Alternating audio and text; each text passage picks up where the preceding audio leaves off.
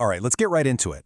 Have you ever scrolled through your feed and realized that some of the most fascinating, smartest people you know are, well, they're practically ghosts online?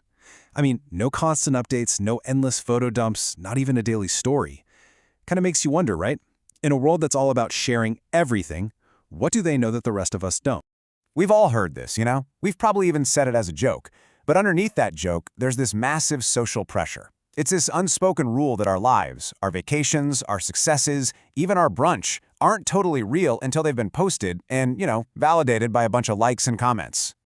But here's where we're going to flip the script. What if that whole idea is wrong? In this explainer, we're going to dive into this wild idea that choosing to be invisible online isn't a weakness at all. It might actually be a very deliberate, very intelligent move. So, to really get our heads around this, we need to talk about a concept that psychologists call the privacy paradox. And trust me, it's a fascinating idea that gets right to the heart of why your smartest friends might be so quiet online. So, what is the privacy paradox exactly? Well, it's not just about wanting a bit of privacy. It's way more specific than that. It's this observable pattern where higher intelligence seems to go hand in hand with choosing digital silence. It's a direct challenge to that whole post everything all the time culture we were just talking about. And let's be clear, this is not about being antisocial or, being some kind of hermit. Not at all. This whole behavior is actually rooted in two really powerful psychological concepts. So let's break them down, starting with the first one. Okay, so the very first pillar of this whole privacy paradox thing is all about your internal foundation. It's about how well you truly know who you are without needing a crowd to tell you. So let's talk about self-concept clarity. It sounds academic, but it's simple. It just means your sense of who you are is solid. It's built from the inside out. Think of it like a really well-calibrated internal compass. It doesn't just spin around wildly based on how many likes your last post got. Your self-worth? Yeah, that's already a settled issue. So you can really see the two extremes here, can't you? If you've got low self-concept clarity, your entire mood can be tied to that digital feedback loop. You post a picture you love, but if it doesn't get the likes you expect, your whole day just feels off. But on the flip side, with high self-concept clarity, all that feedback is just noise. The amazing experience you had is valuable because you had it, not because of how much engagement it got online. And this right here, this is the heart of it. When you truly have that high self-concept clarity, you just don't feel that burning need to put your entire life up for a popular vote every single day. You're not looking for a jury of your followers to give your choices a thumbs up. Okay, so that brings us to the second key idea, because this isn't just about how you feel on the inside, it's also about a very real external strategy. It's about how you consciously decide to show yourself to the world. Now, the key words to focus on here are conscious and strategic.